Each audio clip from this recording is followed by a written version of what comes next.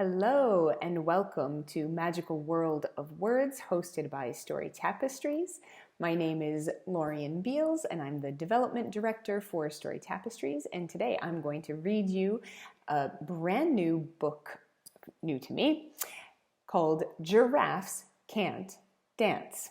And of course this book is special to me because I am a dancer.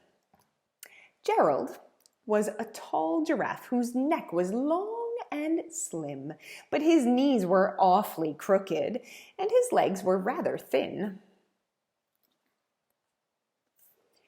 He was very good at standing still and munching shoots off trees. But when he tried to run around, he buckled at the knees. Kersplat. Now, every year in Africa, they hold the jungle dance, where every single animal turns up to skip and prance. And this year, when the day arrived, poor Gerald felt so sad, because when it came to dancing, he was really very bad.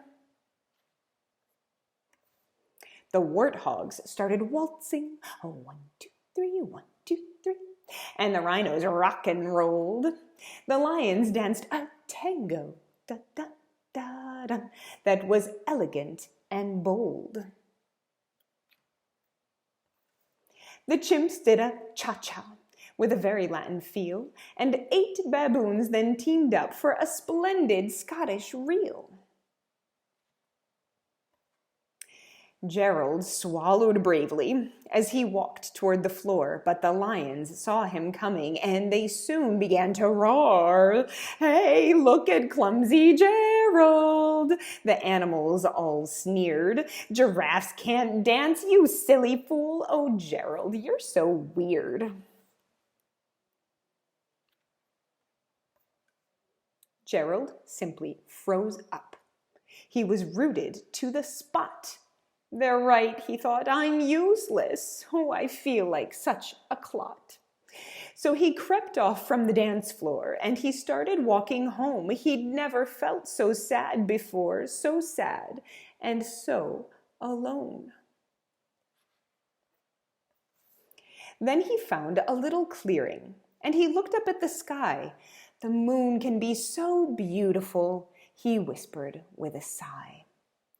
"Excuse me," coughed a cricket, who'd seen Gerald earlier on, "but sometimes when you're different, you just need a different song. Listen to the swaying grass and listen to the trees. To me, the sweetest music is those branches in the breeze. So imagine that the lovely moon is playing just for you. Everything makes music if you really want it to." With that, the cricket smiled and picked up his violin. Then Gerald felt his body do the most amazing thing. His hooves had started shuffling, making circles on the ground. His neck was gently swaying and his tail was swishing around.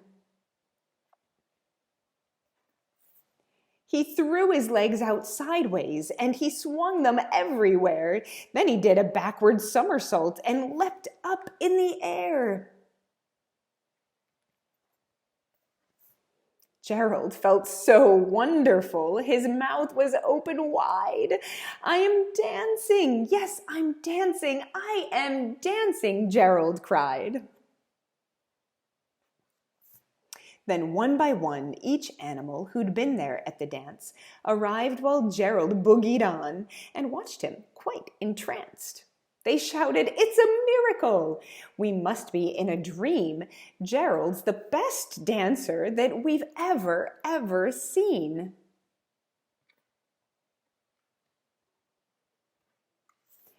"How did you learn to dance like that? Please, Gerald, tell us how." But Gerald simply twirled around and finished with a bow. Then he raised his head and looked up at the moon and stars above. "We all can dance," he said, "when we find music that we love." The end.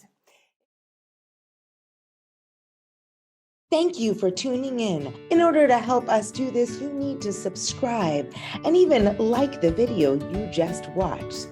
Together, let's elevate voices and celebrate community.